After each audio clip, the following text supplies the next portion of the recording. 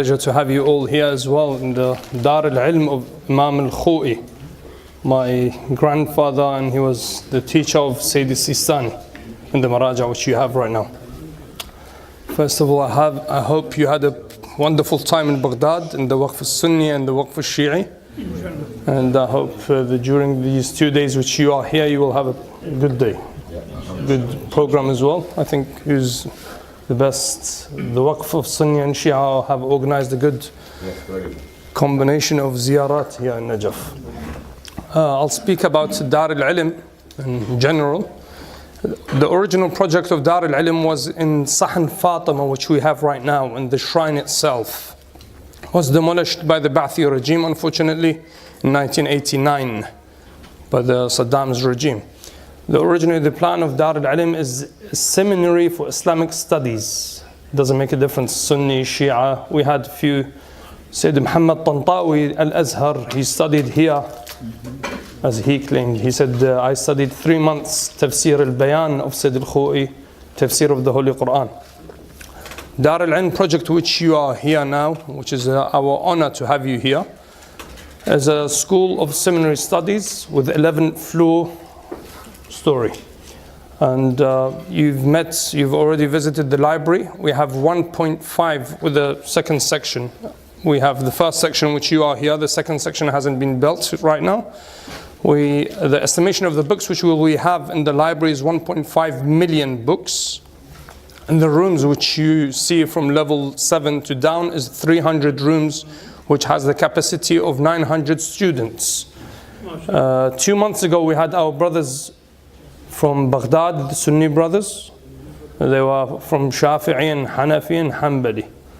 We had the pleasure of meeting them, and we had the pleasure of meeting our brothers in humanity, the Christians, as well. They visited here. This academy, which is this floor, is the Academy of Al-Balaghi. The late Sheikh Balaghi is a teacher in Hausa, which he spoke Hebrew and English. He was in 1950s, he passed away. He was one of the teachers of Ayatollah Khou'i. We organized this floor, which we called Al-Balaghi Academy, was because of our interfaith and interreligious dialogue and our programs with our brothers in Islam and brothers in humanity, no matter what faith they are in. We have 11 floors here, 11 rooms, different sizes for teaching in Islamic seminary. We have, alhamdulillah, now 25 actual studies and teaching rooms here, which they teach and teachers from Ayatollah Sayyid Ja'far al-Hakim, and you go down. This academy has, as I said, there's different types and rooms. 300 rooms for 300 students, but the capacity is 900 for the students. Well, we are a bit modernized, a little bit. I'm sorry, my English is, I think, British, right? So you understand good. We are British. Everyone is British, yeah? We have 300 and the capacity is 900. We have different schools. So we have an Islamic seminary, which is downstairs, which you saw. We have a library who has a headmaster itself. And we have the Academy of Al-Balaghi, which we do different than the Hausa normal studies and normal teachings. I think if you have any questions about the Islamic seminary, most of you have knowledge about the Islamic seminary in Hausa in particular. We are based in Najaf, and our marja'iyya is marja'iyat of Sayyid Sistani. And most of the funding of this school was by his office. And as we call in the Shia world, we call it as the khums money. This was built 95% from the khums money. And does government donate anything? The government unfortunately doesn't interfere with any of the seminaries. Only if it's under the waqf, yes, but we are not under the waqf of the government. The lectures in Arabic or English as well? All of the lectures are in Arabic, unfortunately, because the English speaking in Najaf are very few. We used to be the English, I call myself as an English speaker as well. We used to be over 150 Unfortunately, because of the bad situation which you have in Najaf, accommodation, everything, majority of them have left to Iran or back to their countries. Do you have any plan in future to accept Sunni students from different parts of the world? We organize this Balaghi Institute for not only Sunnis. We have friends, Jews as well. We said this is not only for the Shias or the Sunnis. It's not for Muslims. It's something which is, as Imam Ali alayhi salam says, he's either my brother in faith or he's my brother in humanity. So Sunnis are awla, as we say. Do you charge? The Hawza system doesn't charge but pays as well. So we give them food, rooms, lunch and dinner, and we pay them monthly salary. The amount? You have to ask the students if they get from all the ulama here or they don't. But normally it's over $400 a month. Scholarship. Yes. Scholarship, actually. Good. Yeah. Good. Go on. Sorry, I did not like to interrupt, but the first thing is I like the term brother in humanity. This is the first time I heard, mashallah. It's Imam Ali saying, it's not my saying. So that's my knowledge improved by this listening.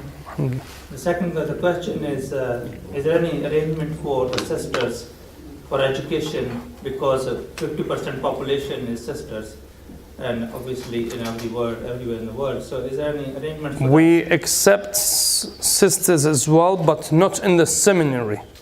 This floor actually does everything, even with the sisters. We had meetings with the sisters here as well.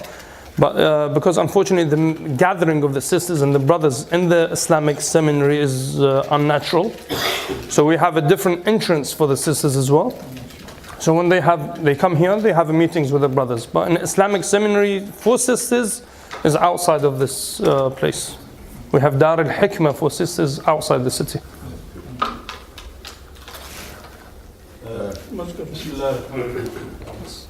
First of all, I would like to congratulate you for rebuilding this institution. Thank you very much. Really amazing, and design and architect, it's really amazing work to be followed anywhere. And we wish that in Muslim Ummah, different part of the world, we should be able to build this sort of institution. Inshallah. The other thing is, can I ask that the students you have here in the seminary, from abroad, which is the most, It's from your country. Muslim and non-Muslim It's from your country. Mostly Pakistan, and we have India as well. In this seminary, we have from Pakistan, India, Afghanistan, Iraq, Iran, Bahrain, Saudi Arabia, Lebanon, Yemen, maybe, I'm not sure. But I have seen one of those guys. Oh, Yemen, maybe. And we had from America, which they left a week ago, and we had from Britain as well, from London.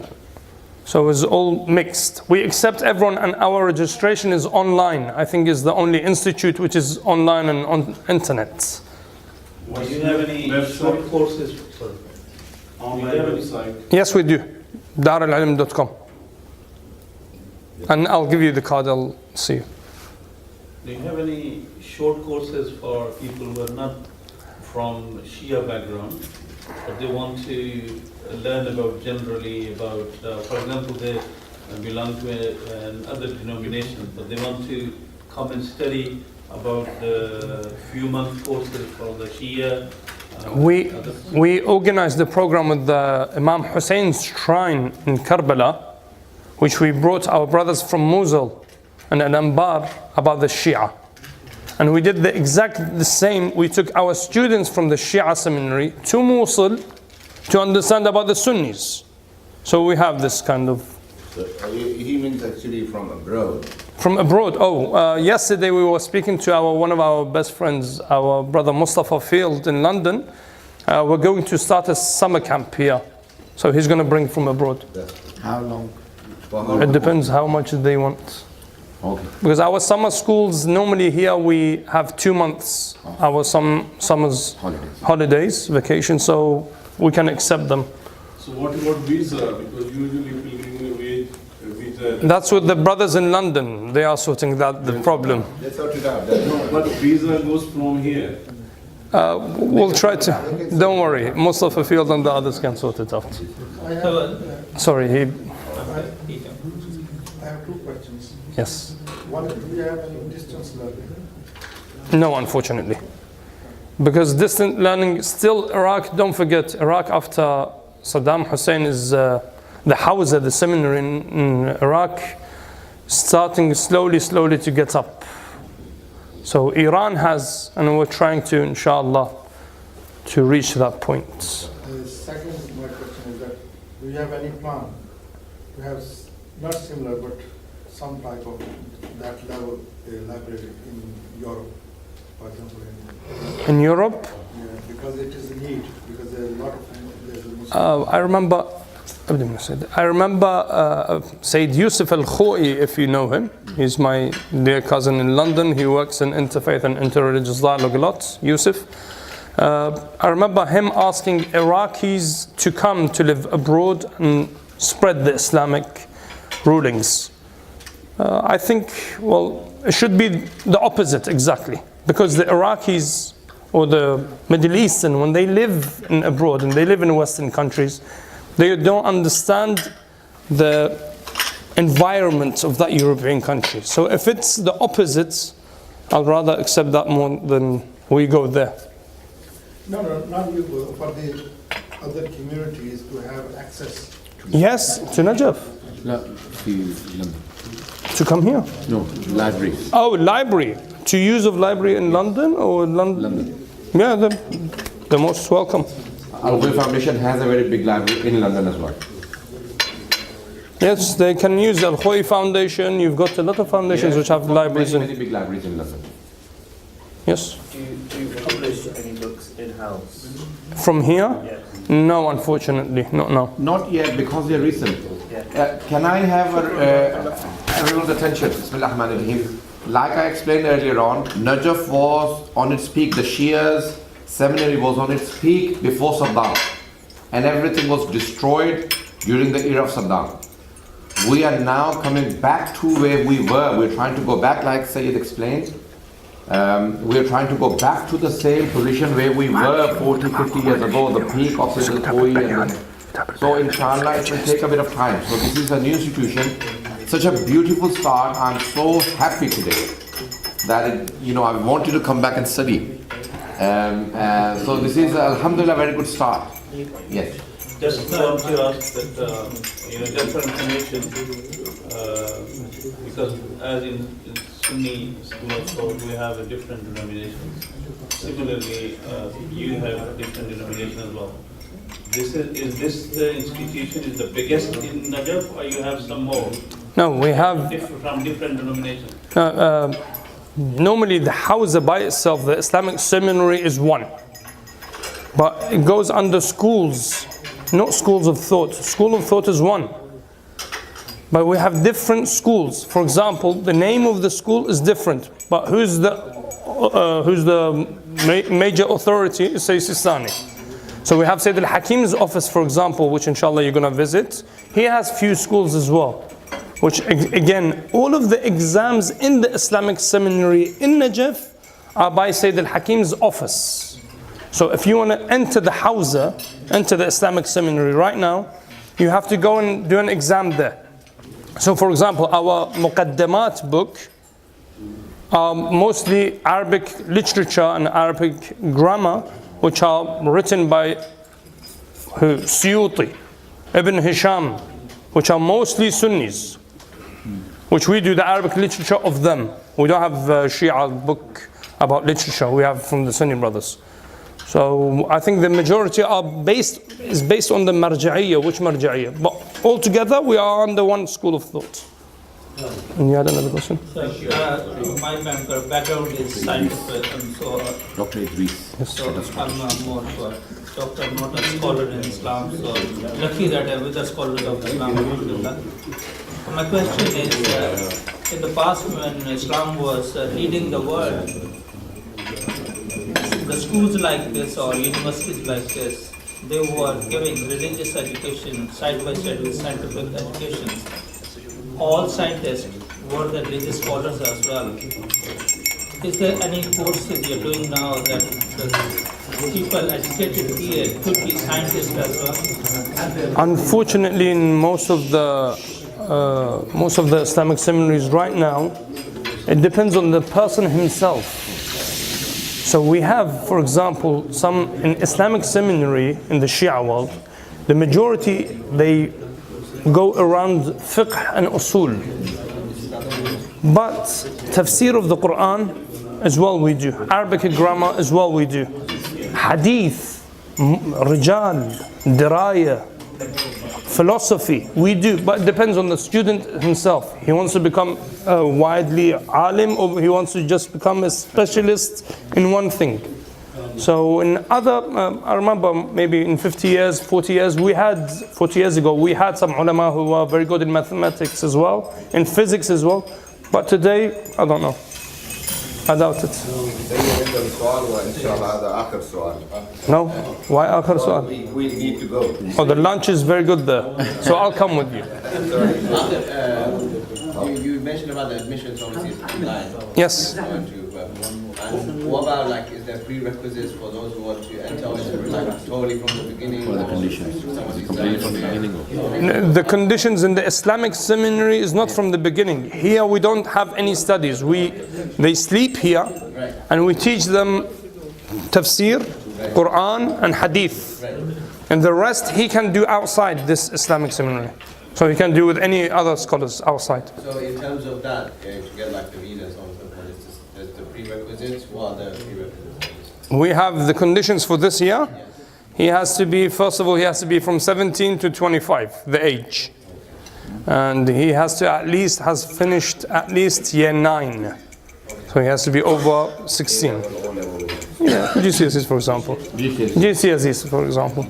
And we have some conditions. He has to be a foreigner, not from Nijf. He doesn't have to be in politics. Neither he supports any politics movements. And I think this is the conditions which we have. Sorry? Those who are 25 plus. We have some exceptions. We say in general, in usul, you say ما من عام إلا وقد خص. So there are khusus in some places. Yes, I'm from London. We work with Mustafa Field very closely. Oh, very good. So he mentioned about you to meet you, so I'm very fortunate to see you here. It's an honor.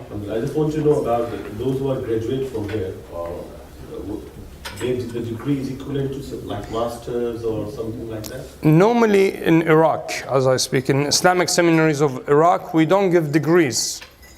It depends, it's exactly like the classical Islamic seminaries. For example, in the Sunni world, the alim, he says he's a sheikh, he has an ijazah from me. Even the same thing in our hawza. Alim, a mufti, he gives an ijazah to his student. But we don't have a MA or BA or doctors. And there's not a level of comparison between this and that. But if the graduate of these institutions, if they want to get some jobs in other departments, so they do not have a degree because they have spent about 10 years, 15 years here. So, because in Pakistan it was a problem. But now all Islamic studies, they have classified now Tanzim al-Madaris, Rifaq al-Madaris, their degrees are accepted, so they can do jobs in different government departments as well, because the degrees are in accepted. education. Yes, yes. In Iran, they've done the same as you mentioned, in Jama'at al-Mustafa. And they accept the degrees of that Jama, of that university. But in Iraq, as you start from day one, you have to forget all the degrees and working in anywhere. As we say Sisani says, a scholar cannot enter politics and the government. So they should only concentrate on the Islamic studies itself. This task by itself is a major task. Good. And God help you if you want to start. It was a great honor to have all of our brothers here, and I hope you come. So your English is very good. What you studied? I was in London. I was in London for 7 years. I finished my GCSEs there. Yes. Good. His father actually was living there. I'm the Secretary General of Al-Khouïi Foundation. When my father was killed by Saddam Hussein, we moved to London. So I stayed there and I learned my English. Yusuf Kho'i is our best friend. We used to work with. Yusuf is my cousin. He's my first cousin, Yusuf. It's a great honor to have you here all, Sayyidina. You're welcome. Really amazing, pleasing, and I hope you come back early and very fast. Because of the lunch, I'm letting you go. If it wasn't lunch, I would have let you here. Sorry for that. On behalf of all the brothers, I would like to thank Hujjat Islam, Sayyid Ali al-Khou'i. I've known him since his childhood, if you remember the history. And alhamdulillah, it is a great honor and pleasure to see him running this institute. And we hope to see, because a lot of the questions you are asking, this institute is in the beginning. It is now rebuilding. And inshallah, like I said to you in the library, give us 5 years here in Najaf. We will prove to you how quickly we can come back to where we were. Inshallah, you will see, inshallah, in the next few years, inshallah, how things will improve. So we thank Sayyid on behalf of all the brothers for giving us this time. It is honestly a pleasure, and we're so all pleased to visit this institute and to see the progress. We would like to visit again. Inshallah, inshallah, inshallah. Thank you. You're welcome. Assalamu alaikum.